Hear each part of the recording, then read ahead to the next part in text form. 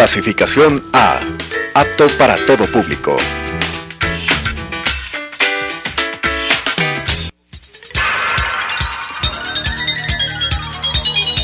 Las opiniones vertidas en este espacio por la producción y dirección del programa son de exclusiva responsabilidad de sus autores y de quienes intervienen en ellos.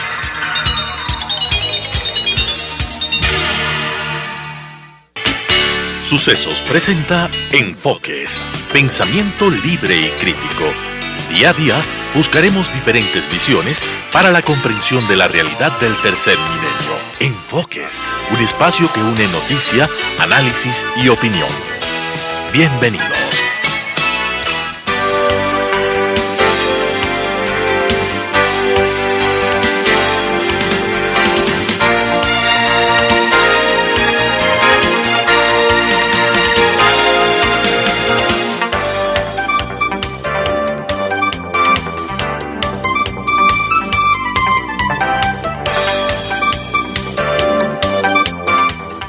Gracias por estar con nosotros. Damos la bienvenida a Patricio Domínguez, quien es director de la Delegación Provincial de Pichincha del Consejo Nacional Electoral. Con él queremos hablar sobre los comentarios que fueron publicados y entregados la semana pasada sobre la observación electoral que realizó la Organización de Estados Americanos aquí en Ecuador durante las últimas elecciones. ¿Qué dice la Organización de Estados Americanos? ¿Cómo miró el proceso en el país y específicamente aquí en la provincia de Pichincha? Primero, ¿qué tal, Claudia? Buenos días, qué gusto estar nuevamente. Sí, indicar que en el informe de la Organización de Estados Americanos es totalmente positivo e indica que se ha fortalecido la democracia. Acordémonos que ellos nos acompañaron en la parte preelectoral, electoral y postelectoral. Entonces, lo que indican es, por ejemplo, que se ha fortalecido la institucionalidad y que dentro del proceso electoral se ha actuado con total transparencia. Ellos mandan un informe totalmente integral, donde se habla de la parte operativa, de la parte tecnológica y también de la parte normativa. Y mandan de las dos vueltas, tanto la realizada en febrero como la realizada en abril, es decir, es un análisis integral de las elecciones que vivimos en este año. Totalmente. Ellos enviaron a 66 técnicos en la primera vuelta, en la segunda vuelta 77 técnicos. Estuvieron en 17 provincias a nivel nacional, donde se acercaron a mirar directamente desde la parte operativa cómo funcionaban las juntas receptoras del voto, los recintos de transmisión y publicación de actas, es decir, todo el sistema electoral. Dentro de ese informe, por ejemplo, tenemos datos importantísimos, pioneros a nivel de Sudamérica y Latinoamérica, porque, por ejemplo, se subieron los datos que tienen que ver con las actas a la página web del CNE en forma directa y simultánea. Esto transparentó cada una de las actividades del proceso. Usted habla de todos los procesos, primera, segunda vuelta, antes y después. ¿Cuál es el informe de la OEA cuando en un momento dado mucha gente reclamaba que había un fraude? ¿Cómo evaluaron el reclamo de varios sectores políticos y ciudadanos de en la primera vuelta exigir que haya una segunda vuelta y luego de los resultados de segunda vuelta los comentarios que se dieron después de que se tomaron o fuimos a votar el día 2 de abril? Bueno, el informe de la Organización de Estados Americanos es totalmente claro, en donde se indica que hubo transparencia total en el proceso tecnológico. Lo que también se cuestiona son los resultados a boca de urna y la información que se entregó en vista de que fue una utilización política. Eso dice la Organización de Estados Americanos. También indica que uno de los aciertos del Consejo Nacional Electoral es precisamente haber puesto a miembros de las juntas receptoras del voto en más del 90% que fueron estudiantes universitarios. ¿Saben que es un acierto que el mundo estudiantil haya estado presente en las juntas? Por ejemplo, el dato es clarísimo en Pichincha, donde tuvimos apenas del 3.08 de inconsistencias en la primera vuelta y el 1.7% en la segunda vuelta. Eso quiere decir que el trabajo realizado desde la parte operativa fue totalmente claro, y quienes contaron los votos de la ciudadanía fueron jóvenes estudiantes de las universidades. Este es un segundo punto importantísimo que indica la OEA. Otro tercer punto es que desde la parte tecnológica en ningún momento se dejó de informar a la ciudadanía y en ningún momento... Pero hubo un apagón. Nos acordamos de la primera vuelta que entre las, 8 de la noche y 10 y pico de la noche nos quedamos sin información. O sea, hay una serie de elementos que como ciudadanos los percibimos, no sé si con conocimiento o por despiste, no sé, pero de pronto hubo un apagón, acuérdese, en la primera vuelta. pero esto no tuvo nada que ver con el sistema electoral.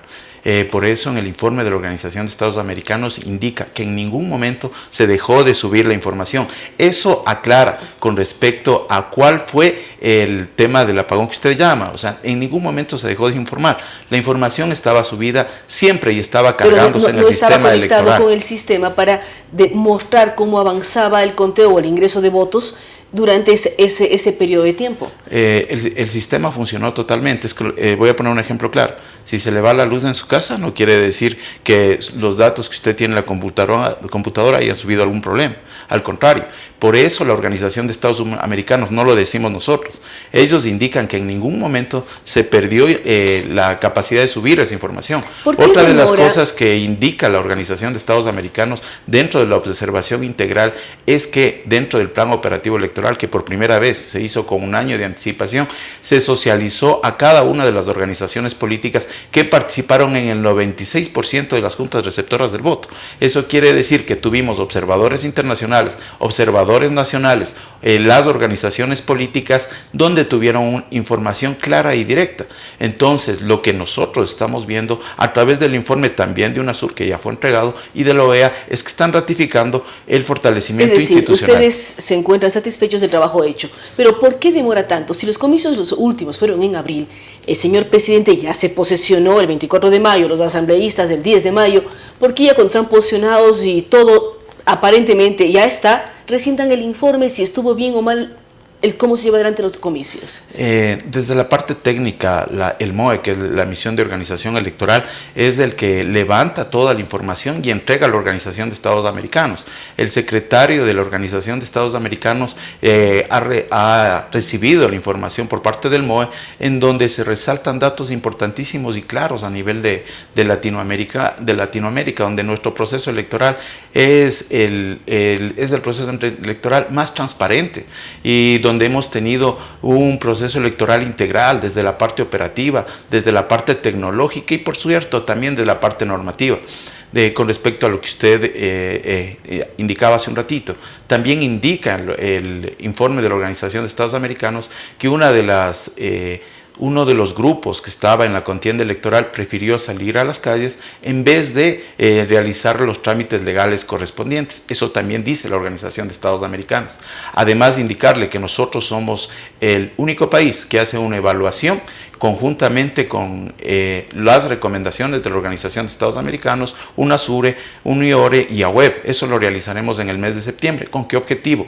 Con el objetivo de implementar sus recomendaciones para que los procesos electorales posteriores sean todavía más integrales. Es lo importante que los procesos electorales sean más integrales, generen absoluta transparencia y no quede la menor duda sobre cómo son manejados los votos que reflejan la voluntad popular. Gracias a Patricio Domínguez, con él hemos hablado sobre el informe que entregó precisamente la semana pasada la misión de observadores de la OEA, avalado lógicamente por la OEA, también lo que ha dicho UNASUR.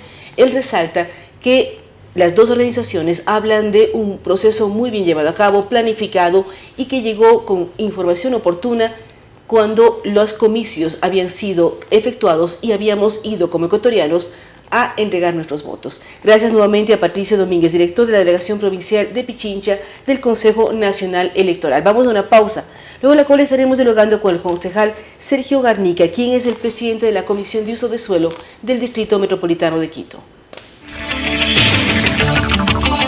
Con estas ideas y opiniones, regresamos con Enfoques.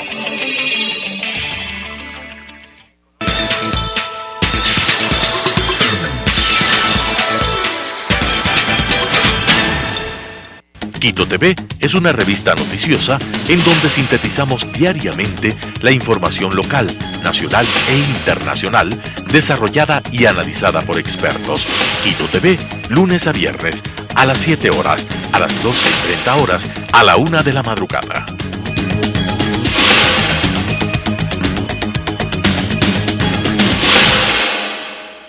La historia está hecha de lo que unos quisieran olvidar y lo que otros no pueden olvidar. Es tarea del historiador averiguar el porqué de lo uno y de lo otro. Carlos Freile la asume con grandes y pequeñas historias de la historia. Lunes y jueves, 17:30. Reprise, sábados y domingo a las 21 horas.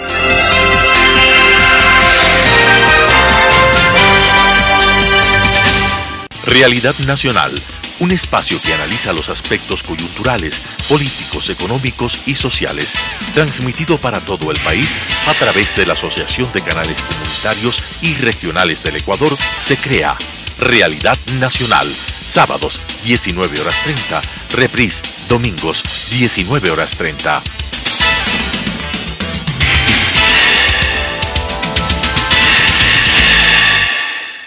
Conozca Taiwán es un programa de intercambio cultural que presenta las distintas facetas de la sociedad taiwanesa.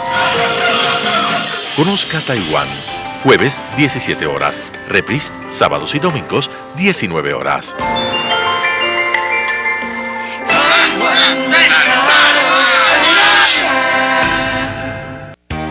Preescolar, El Parque, un lugar excepcional para crecer.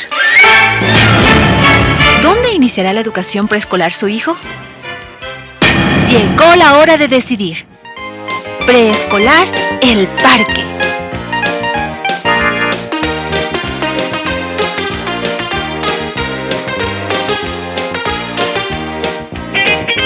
Estamos ubicados en la calle Vaquerizo Moreno, E750, entre Diego de Almagro y Reina Victoria, frente al Parque Gabriela Mistral.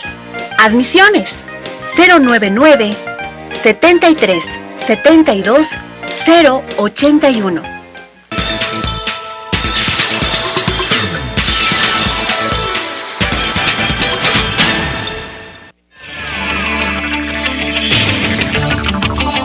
Con nuevas ideas y opiniones, estamos de vuelta con Enfoques.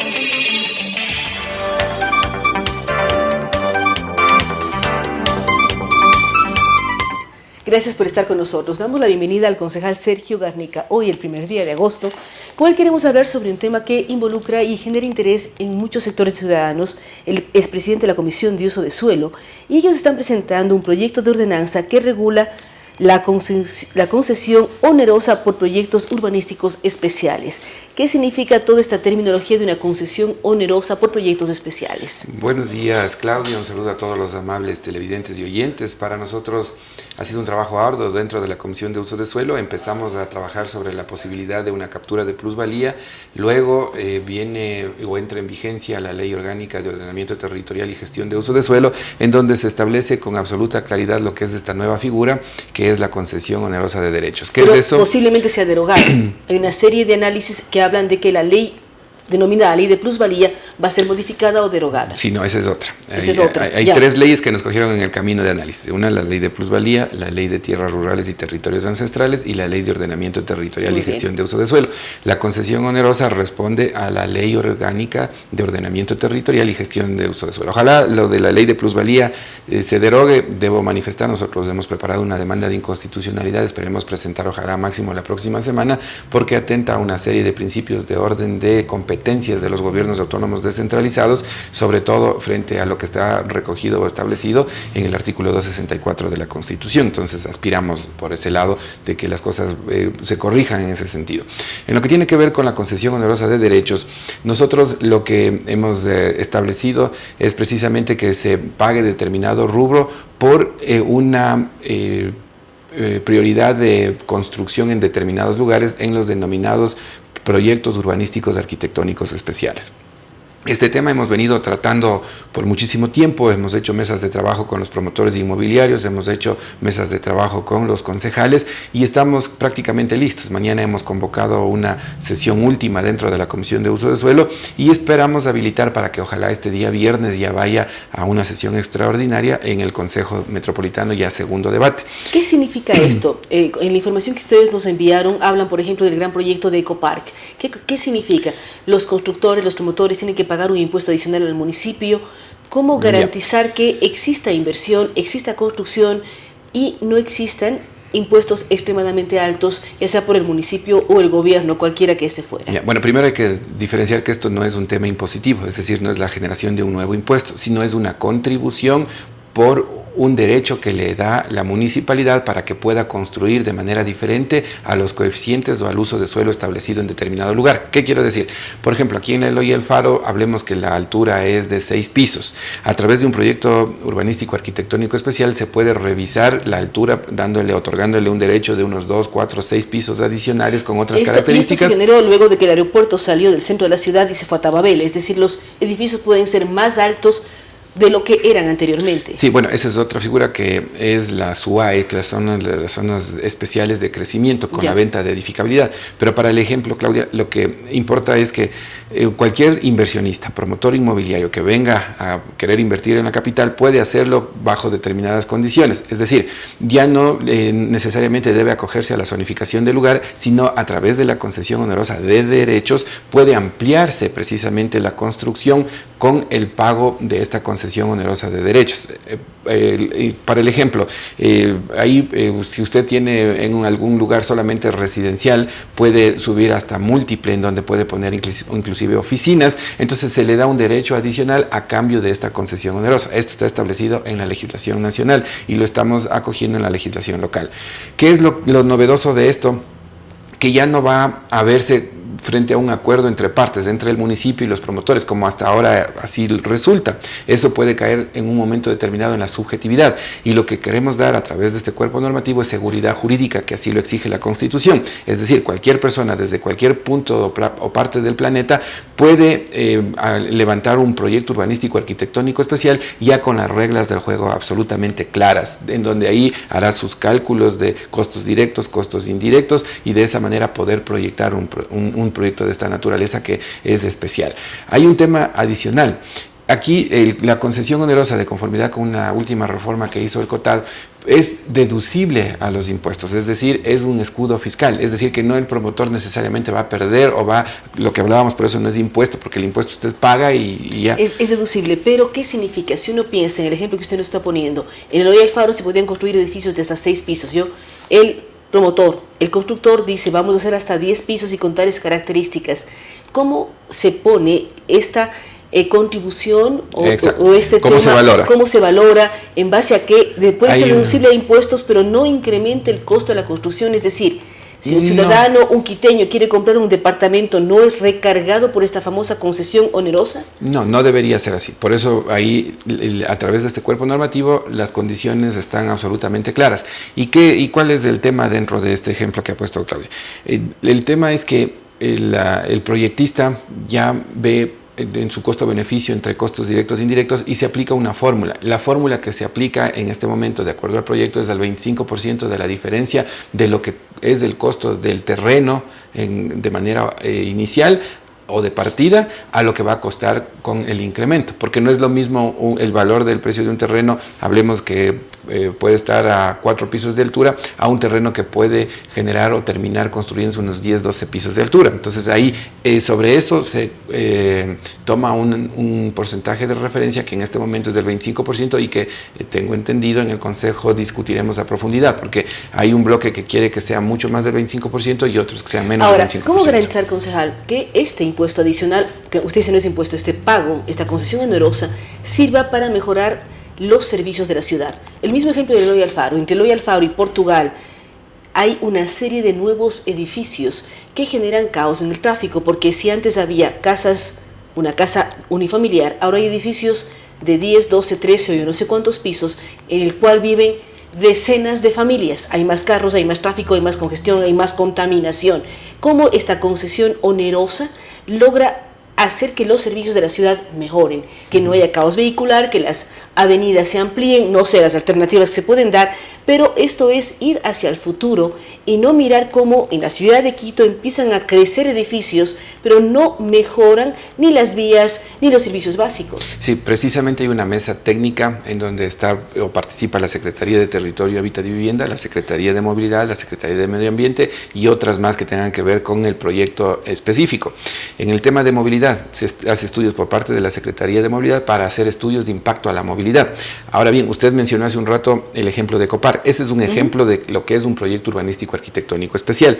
Antes entre convenio entre municipio y las partes, ahora va a ser entre ordenanza, o sea, ya con reglas de juego Copar más tuvo claras. convenio con el municipio. Ya, y en ese convenio, ¿qué es lo que realizó? El intercambiador. Entonces, para mitigar precisamente todo el problema del tránsito, históricamente el Paseo San Francisco también o hizo Escala, el otro intercambiador, el intercambiadores. Escala hizo el otro intercambiador. Entonces, ese es el sentido de que se genere obras frente al impacto en movilidad, en medio ambiente y en los impactos que genere cada proyecto urbanístico arquitectónico especial. Entonces, ¿qué es lo que va a hacer? Y por último, lo que se establece también es, cuando se trata de proyectos residenciales, que generen vivienda de interés social. Esto es un tema muy importante que ya está recogido y que se genera un reforzamiento a través de este cuerpo normativo, y adicionalmente, si es que no puede generar obras de mitigación dentro del sector, lo puede hacer en cualquier parte del territorio del distrito metropolitano. Lo importante es que no se deje de generar esta contribución que es de la concesión onerosa de derechos. Entonces, con esta contribución lo que se quiere es mitigar a través de obra, hay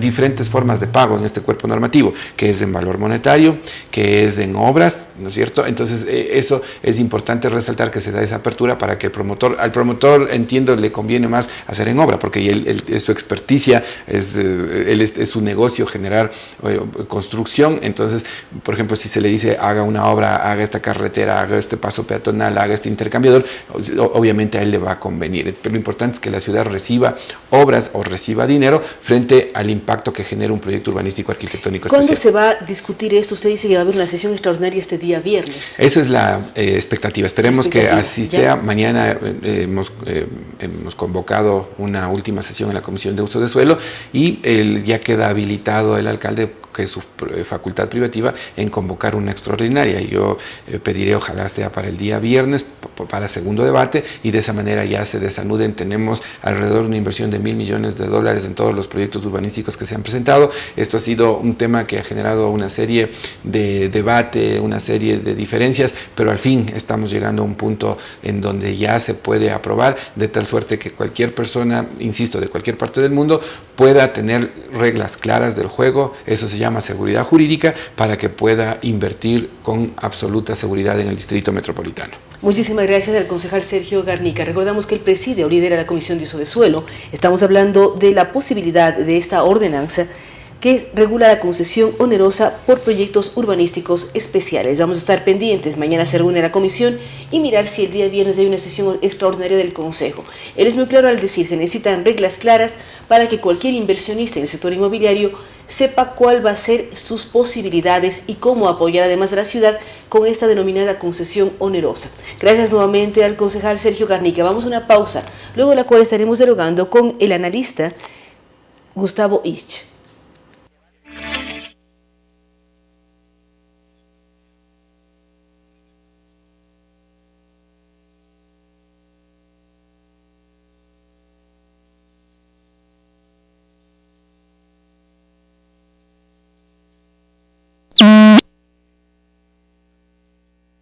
Sintetizamos diariamente la información local, nacional e internacional, desarrollada y analizada por expertos. Quito TV, lunes a viernes, a las 7 horas, a las 12:30 horas, a la 1 de la madrugada.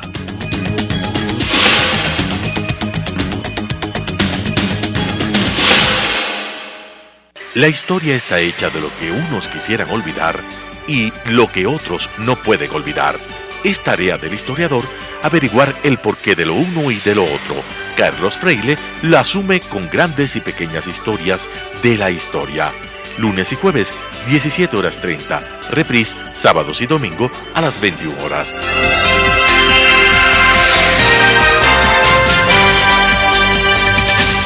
Realidad Nacional.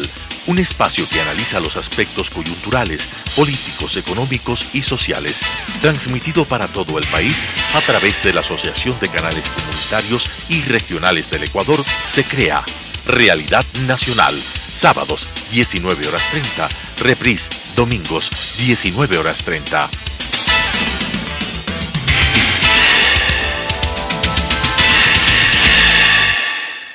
Conozca Taiwán es un programa de intercambio cultural que presenta las distintas facetas de la sociedad taiwanesa. Conozca Taiwán, jueves 17 horas, reprise sábados y domingos 19 horas.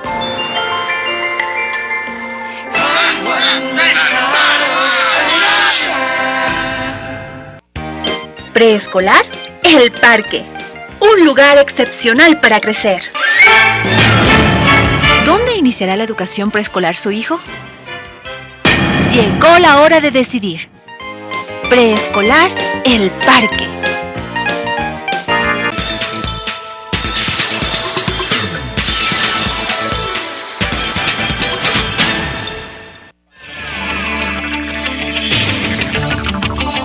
Con nuevas ideas y opiniones, estamos de vuelta con Enfoques.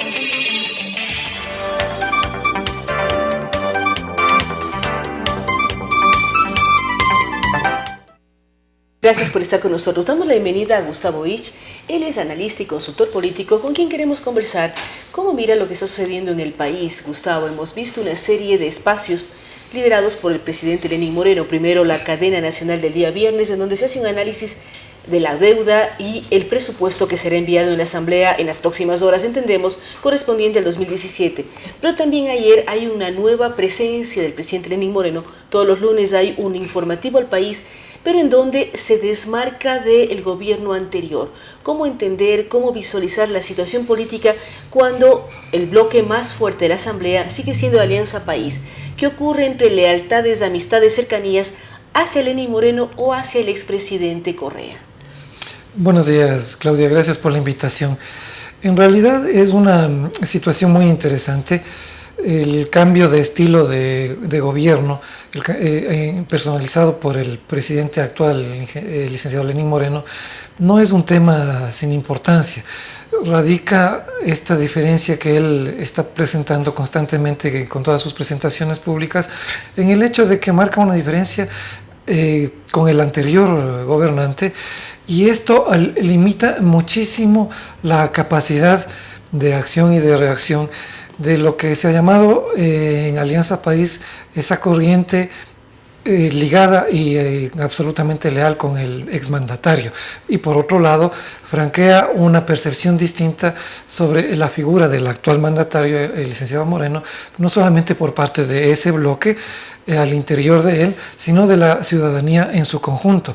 Las señales de diálogo, la apertura al diálogo, al consenso, el llamado a la ciudadanía y a sus propios ministros realizados recientemente para que lo ayuden a combatir la corrupción, denunciando actos de corrupción, es un tema que no tiene ya solamente que ver con el cambio de estilo, sino que indica que hay una diferencia de fondo muy importante que está siendo entendida y asumida por muchísimos sectores de la ciudadanía en función de transparentar el uso de los recursos públicos en la década pasada y posibilitar la marcha de un proyecto de desarrollo conjunto para enfrentar una situación crítica que además fue permanentemente negada por el anterior régimen. Ahora, lo que señala Gustavo, una situación negada, las sumas son diferentes, los cálculos son diferentes.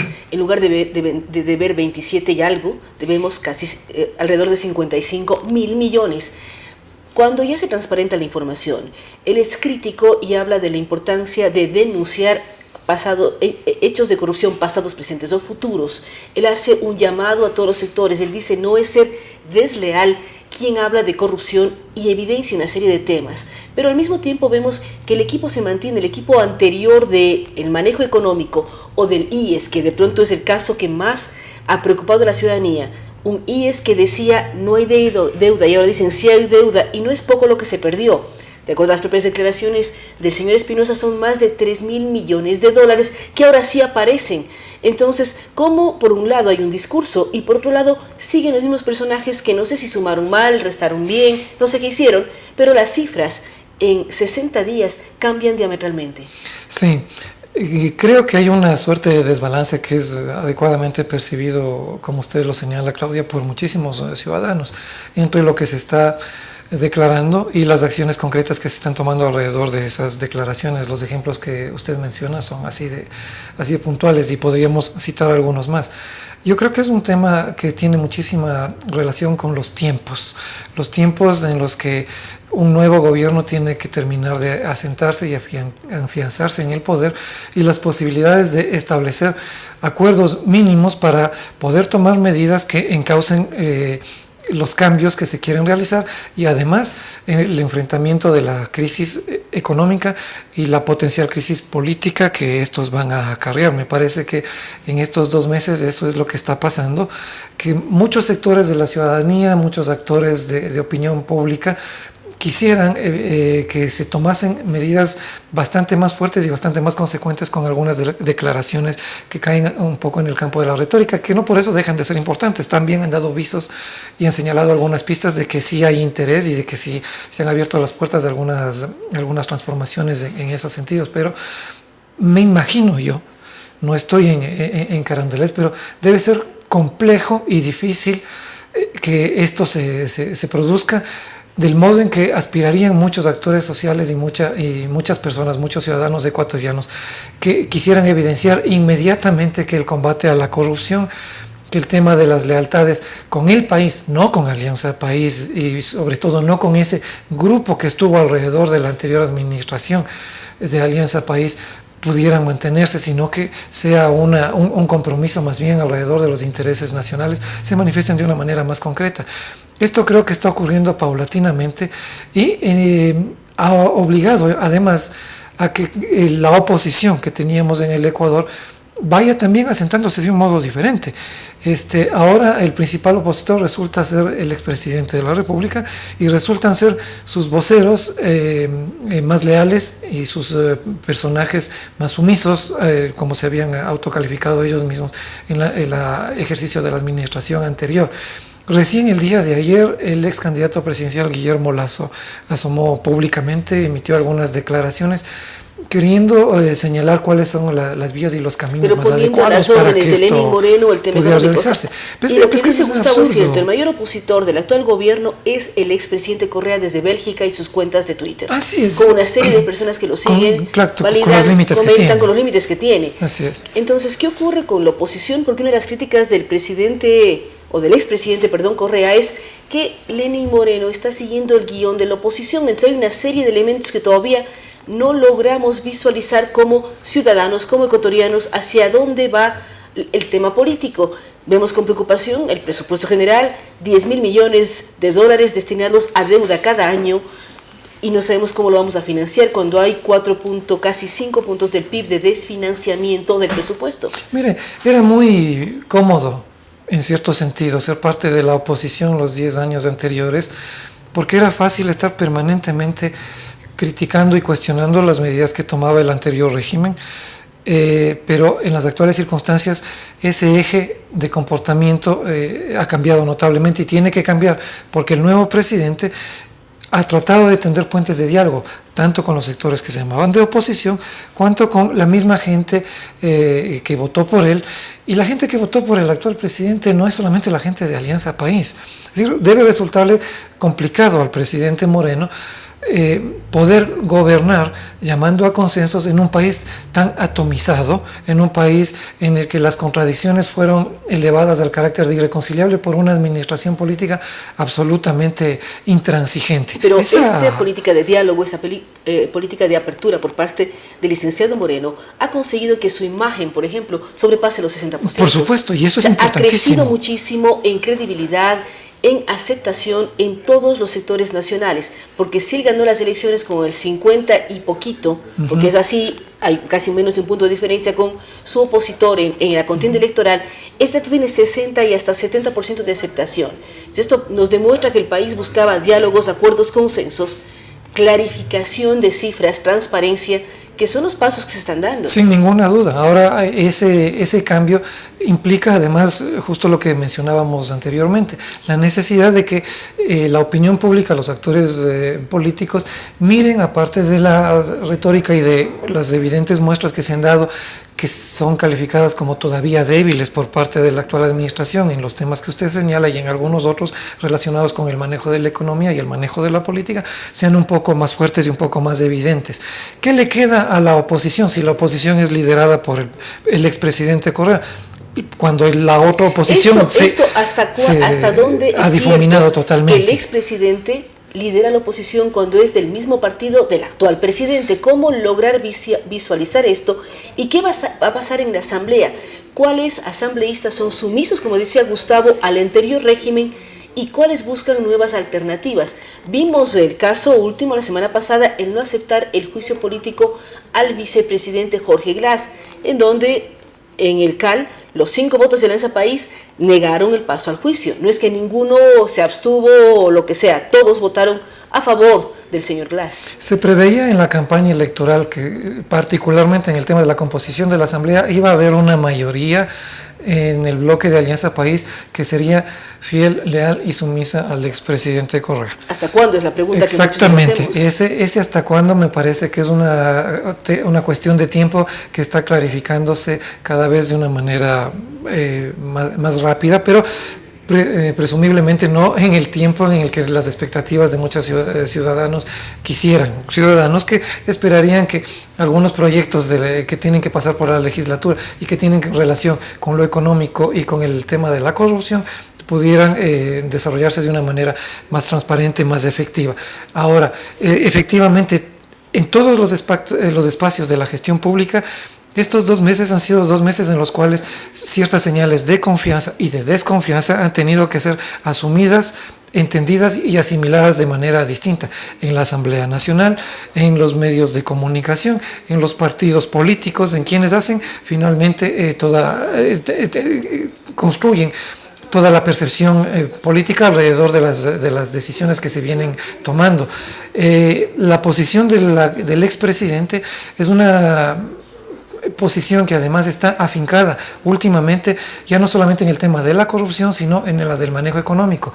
Las últimas menciones que él ha realizado respecto a la permanencia del equipo económico de su administración en el equipo económico de la nueva administración liderada por el presidente Moreno, la referencia a la necesidad de sostener la dolarización y no emitir señales equívocas que pudieran poner dudas en la ciudadanía respecto al tema de la importancia de mantener la dolarización y el tema de las lealtades, tienen que ver precisamente con los 3 elementos que formaron ese pilar político y de comunicación en el que se basó el ejercicio del poder por parte del anterior régimen, es decir, un control absoluto de la institucionalidad, pasando evidentemente por la Asamblea, la negación de que su administración en lo económico y en lo político estaba teniendo una serie de excesos que condujeron a la situación que tenemos en este momento, que es de una evidente crisis económica y de una corrupción como nunca antes se había desatado.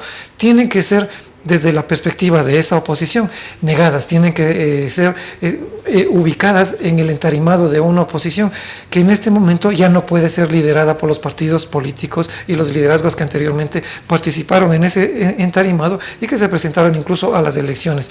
¿Cuánto tiempo le va a permitir desarrollar esta oposición al expresidente Correa y a su grupo de aliados esta lógica, esta dinámica? Esto lo determinarán las acciones que vaya desarrollando el presidente Moreno, tanto con la ciudadanía, posicionándose y creciendo su imagen, su apoyo, su respaldo en la Asamblea Nacional, generando más espacios de acuerdo con otras fuerzas políticas, no solamente con el bloque de Alianza País. Es decir, todavía estamos construyendo esa relación, un nuevo esa correlación de fuerzas. Así, coordinación y correlación de fuerzas. Así es. Gustavo, aprovecho la presencia suya acá para hablar del tema Venezuela. En la madrugada 12:27 de la mañana, por decir así, a medianoche, capturaron o recapturaron tanto a Leopoldo López como al alcalde Ledesma en Venezuela. Volvieron a ser apresados. Todavía no saben dónde están. Se supone que están nuevamente en la cárcel de Ramo Verde. Pero, ¿qué está pasando? Y sobre todo, ¿cómo mirar la posición de nuestro país frente a las elecciones de Venezuela del día domingo? Los fallecidos que hay, los muertos, y que nuevamente a 2 líderes opositores que tenían arresto domiciliario con sus brazaletes o sus grilletes, nuevamente vuelven a ser detenidos. Claudia, mi percepción muy personal respecto a ese tema ha sido permanentemente de mucha solidaridad y de mucho dolor con el pueblo venezolano y de una crítica muy fuerte y muy frontal con la actitud y las decisiones tomadas por el gobierno de Nicolás Maduro y la gente que está alrededor de él. Creo que es uno de los temas precisamente que aquí en relación con la gestión del gobierno ecuatoriano nos ha llamado todavía la atención. Muchísimos ecuatorianos aspiraríamos a que haya una posición más firme, más consecuente del actual régimen en relación con lo que ocurre en el país hermano de Venezuela. Sí, por un lado vemos Ecuador la declaración de la expresidenta de la Asamblea, la señora Rivadeneira, sí, que es parte de ese bloque de gente que absolutamente leal. Sucedido y dice que Chávez continúa siendo fuerte, refiriéndose a Chávez, no a Maduro. Y alaba el proceso bolivariano de Venezuela. Por otro lado, la declaración de la señora canciller, pero también el comunicado de Cancillería, que es menos que tibio, cuando la gente está muriendo en Venezuela y vemos a miles de venezolanos que cruzan la frontera entre Colombia y Ecuador, no se diga entre Colombia y Venezuela. Sí, es uno de los temas que yo creo que evidencian ese desbalance entre lo que se dice y lo que se hace todavía al cabo de estos 2 primeros meses. Evidentemente no podía esperarse y no sorprenden declaraciones como la de la señora Rivadeneira, de la señora Calle o de algunas otras personalidades que estuvieron y estarán permanentemente vinculadas con el expresidente Correa, que son parte de esa oposición al actual régimen liderado por el presidente Moreno. Pero lo que yo sí noto es que si hubiéramos estado con una administración que no tenga absolutamente ninguna predisposición a un cambio en relación incluso con su política internacional, lo que habríamos tenido es un comunicado de la Cancillería ecuatoriana felicitando al presidente Maduro, que a estas alturas prácticamente es un dictador desde mi perspectiva muy personal. Hay las declaraciones de Washington. Ese señor no tiene absolutamente ninguna legitimidad desde la perspectiva de muchas personas, entre ellas quien les habla, es simple y llanamente un dictador corrupto e incompetente. Insisto, vuelvo al inicio, las declaraciones oficiales del gobierno ecuatoriano habrían sido de felicitarlo. La declaración que emite la Cancillería es una declaración, puede leerse como tibia, pero no es tanto así. No es lo que hubiéramos esperado muchos, más frontal para la defensa de los derechos de la gente de Venezuela, más frontal para fortalecer la institucionalidad democrática, la recuperación de la democracia en ese país, el respeto a los derechos humanos, pero sí marca un antes y un después. No es la felicitación a ojos cerrados, la declaración ideológica de que todo lo que está ocurriendo en Venezuela está muy bien, que es revolucionario, que es transparente la decisión de ese proceso constituyente allá, sino que es una declaración que no toma partido por el presidente, entre comillas, presidente Maduro, sino que deja la puerta abierta al establecimiento de posibles medidas en lo futuro. Yo creo que eso por lo menos hay que rescatar. Así como lo ha dicho el presidente Moreno, en lo económico no va a haber paquetazo. En el tema de la corrupción, esperamos que todos nos ayuden. Pues bien, dejemos de perseguir a las personas que han denunciado, traigámosle al señor Villavicencio para que pueda ayudar a develar con mayor claridad temas relacionados con la corrupción. Liberemos a todos los presos. Hablemos ya de por manifestaciones y reclamos populares. Hablemos ya de las reformas a la ley de comunicación, si van a hacer reformas o se va a derogar la ley, porque el 90% de los casos de corrupción en la década pasada han sido casos que fueron denunciados por los periodistas. Entonces, son esas pruebas las que todavía necesitamos, no solamente para que se incremente la imagen de percepción positiva del presidente Moreno en el imaginario colectivo, sino para que este gobierno se encauce con la fortaleza y la construcción del liderazgo al que usted se refería de una manera mucho más consistente. Y también el tema internacional. Sin ninguna duda, el tema internacional. Él habla sobre la posición del presidente Moreno precisamente en el enlace de la noche de ayer, lo sucedido el viernes. Hay una diferencia y aclara con el exmandatario, pero también todavía el pueblo cree y siente que faltan cosas. Falta una serie de elementos desde la conformación de equipos hasta en resoluciones que se den de carácter internacional. Lo ocurrido en Venezuela no logramos explicarnos. Aparentemente la oposición dice que alrededor de 2 millones de personas fueron a votar, pero aparecen 8 millones de votos. Hay una serie de dudas, de problemas de la declaración del gobierno norteamericano sobre el dictador Maduro. Así es que hay muchas cosas que todavía tenemos que ver y analizar en los próximos días. Gracias nuevamente a Gustavo Is, gracias a ustedes que nos acompañan. Vamos a ir a una pausa, la cual estaremos dialogando con la doctora Licia Casares, quien es parte del honorable cuerpo consular ecuatoriano, pero también quien es parte y es una activa vecina de Quito. Así es que vamos a una pausa y estaremos dialogando con Licia Casares.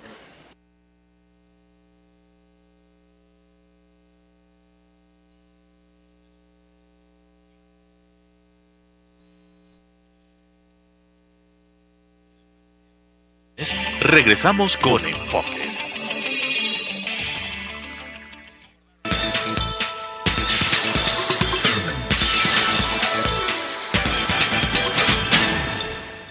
Quito TV es una revista noticiosa en donde sintetizamos diariamente la información local, nacional e internacional, desarrollada y analizada por expertos. Quito TV, lunes a viernes, a las 7 horas, a las 12:30 horas, a la 1 de la madrugada.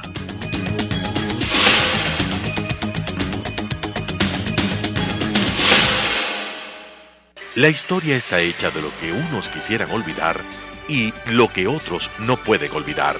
Es tarea del historiador averiguar el porqué de lo uno y de lo otro.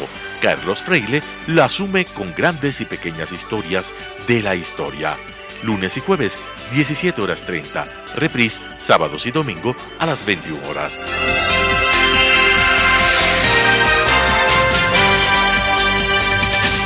Realidad Nacional. Un espacio que analiza los aspectos coyunturales, políticos, económicos y sociales, transmitido para todo el país a través de la Asociación de Canales Comunitarios y Regionales del Ecuador, se crea Realidad Nacional, sábados 19:30, reprise, domingos 19:30.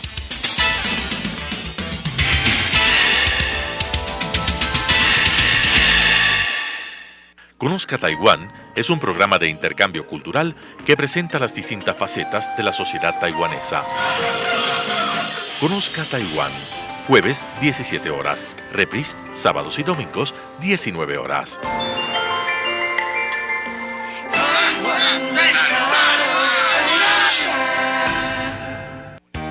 Preescolar, El Parque. Un lugar excepcional para crecer. ¿Dónde iniciará la educación preescolar su hijo? Llegó la hora de decidir. Preescolar, El Parque.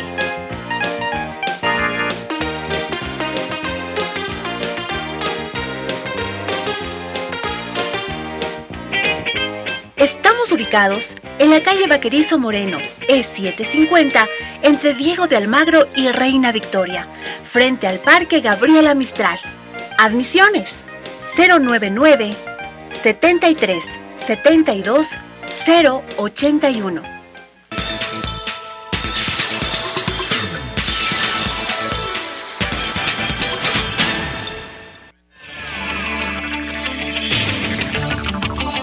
Con nuevas ideas y opiniones, estamos de vuelta con Enfoques.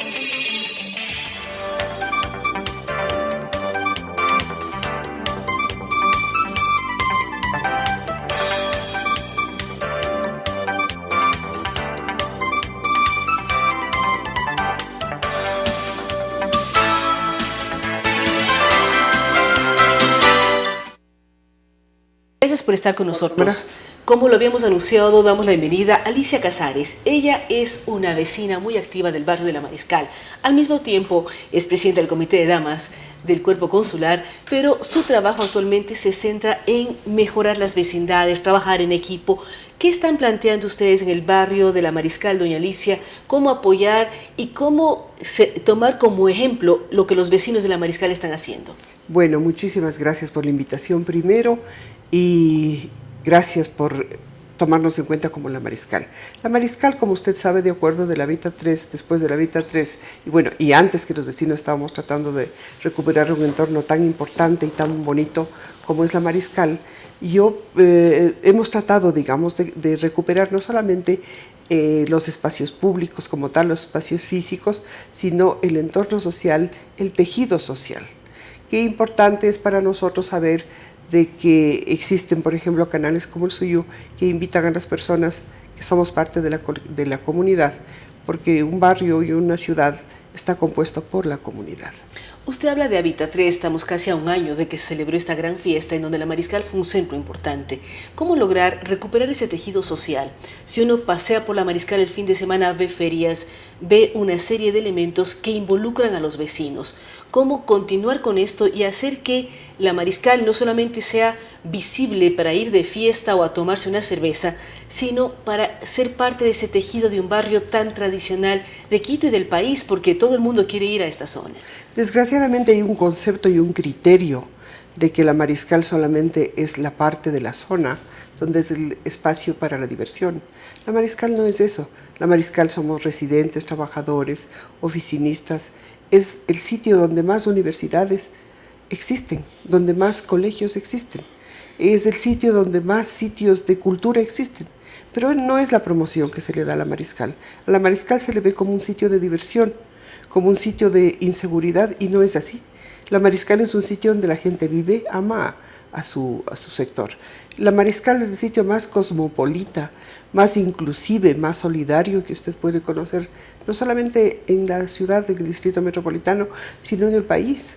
Es importante que la gente sepa que la Mariscal no solamente son los sitios de diversión.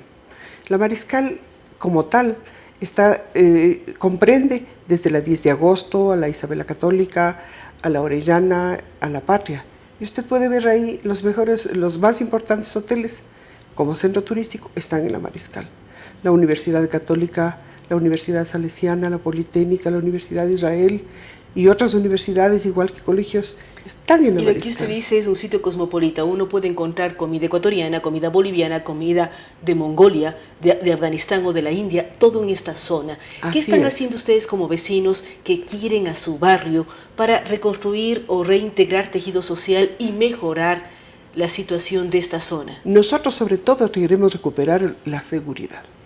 La seguridad es un derecho humano fundamental, que sin seguridad nosotros no podemos, ninguna sociedad puede vivir.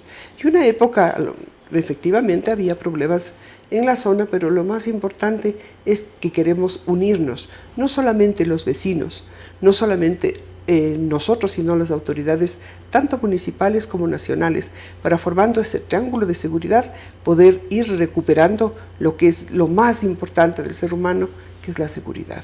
En eso estamos trabajando. Nuestro más importante objetivo de la Mariscal, de la comunidad, es recuperar la seguridad. En este momento estamos haciendo una recuperación de los espacios públicos, porque el espacio público limpio, iluminado, es visitado por los vecinos, y eso estamos recuperando. Estamos recuperando las plazas.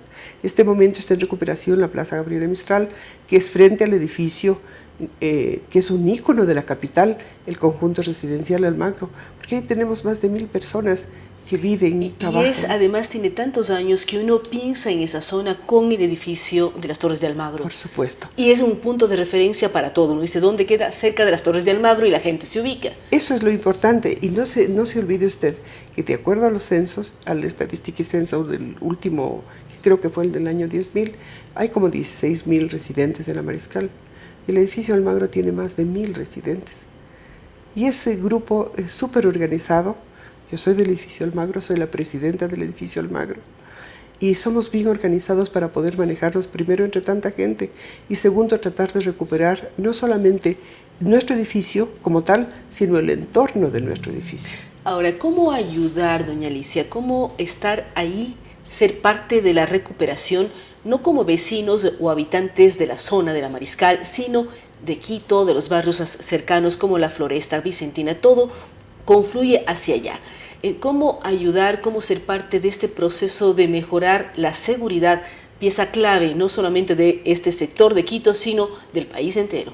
Bueno, el año 2012 se formó la famosa Mesa de Seguridad Ciudadana, que no estaba constituido solamente por vecinos o gente que trabajaba en la Mariscal, sino en el Distrito Metropolitano. Ahí se unieron todos los barrios y pudimos darnos a conocer cada uno de los barrios con nuestras fortalezas y nuestras debilidades. Sin embargo, se llegó a visualizar de que la Mariscal es uno de los barrios más organizados que existe. Nosotros quisiéramos que ustedes visiten la Mariscal. Visiten la Mariscal no solamente de noche, sino de día. Hay museos hermosos, hay la Casa de la Cultura. Hay museos, teatros, galerías de arte. Todo usted encuentra en la Mariscal. Hable usted de cantantes o compositores o artistas famosos. El tenor Tamayo vive en la Mariscal. Casi todos los artistas viven en la Mariscal. Tiene centros culturales, tiene museos. Visiten de día la Mariscal y vean que es un barrio hermoso. La recuperación que se hizo en la administración anterior sobre el tema de alcantarillado, soterramiento de cables, veredas nuevas, iluminación, contribuyó muchísimo a la seguridad. Y la seguridad le permite a usted hacer una visita sin problema a la zona. Nosotros amamos nuestro barrio, estamos pendientes de todas y cada una de las cosas que ahí suceden, conjuntamente con las autoridades municipales y conjuntamente con las autoridades nacionales, como es la Policía Nacional. En el Parque Gabriela Mistral ubicamos una OPC, una unidad de policía comunitaria, con el esfuerzo del barrio. ¿Por qué? Porque queremos sentirnos seguros y poder tratar con ellos como nuestros vecinos. Si por el hecho de que son policías o por el hecho de que son autoridades, no dejan de ser vecinos del Distrito Metropolitano. Ahora pueden estar en una posición importante, tanto en el municipio como en la policía, pero son vecinos tan vulnerables como todos y cada uno de nosotros. Son vecinos y son parte del tejido social del barrio que usted mencionaba. Por supuesto. El policía se convierte en el amigo del vecindario, igual que los diferentes elementos que usted tiene en torno al Parque Gabriela Mistral. Están las Torres de Almagro, hay una serie de comercios, hay un espacio preescolar para niños y niñas donde los papás confiamos a nuestros hijos en el parque. Es decir, tiene toda una serie de elementos que son parte de una vecindad. Si usted analiza solamente el Parque Gabriela Mistral, nosotros tenemos ahí el parque, una guardería, pienso que el espacio lúdico más hermoso de Quito. Tiene usted restaurantes, tiene en la misma vereda, tiene la unidad de policía comunitaria, tiene una casa de Biblias, tiene un hotel, tiene el edificio Almagro, que ya es de todo. Tenemos oficinas públicas como el Ministerio de Justicia. Tiene consultorios tenemos médicos, consultorios, tenemos restaurantes, todo. Usted puede encontrar, tenemos 3 agencias de viajes, tenemos una notaría, tenemos médico, tenemos abogados. Es decir, en el edificio Almagro usted encuentra un barrio completo, vertical, es decir, una comunidad completa.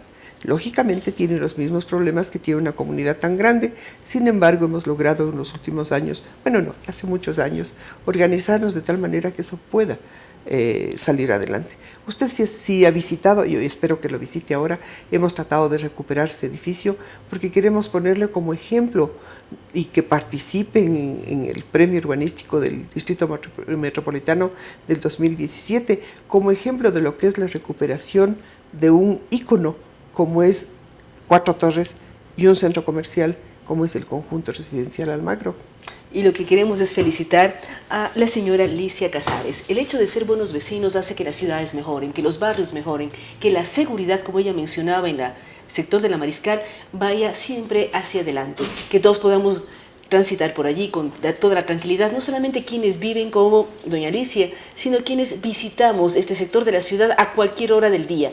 Uno puede disfrutar de una gran oferta gastronómica, una serie de museos, una serie de espacios en donde puede ir con toda la familia, desde ferias artesanales hasta ferias populares que se generan sobre todo los fines de semana. Así es que felicitaciones a Alicia Casares, quien desde las Torres de Almagro nos da este mensaje de seamos mejores vecinos, cuidemos los barrios donde vivimos y por lo tanto hagamos de esta ciudad una ciudad mucho más amable y agradable para vivir en ella. Así es que felicitaciones a doña Alicia Casares. Gracias por habernos acompañado el día de hoy a todos ustedes. Recordamos que este programa llega con el apoyo de Agua de Quito y Quito Alcaldía. Les esperamos mañana, 7 de la mañana, Radio Sucesos, 7:30, Radio Sucesos y Telesucesos. Nos vemos mañana.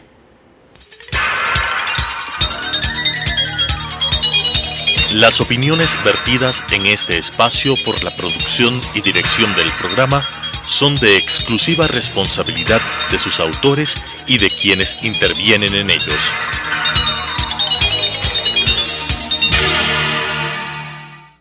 Sucesos presentó Enfoques. Pensamiento libre y crítico. Día a día buscaremos diferentes visiones para la comprensión de la realidad del tercer milenio. Enfoques, un espacio que une noticia, análisis y opinión. Hasta la próxima.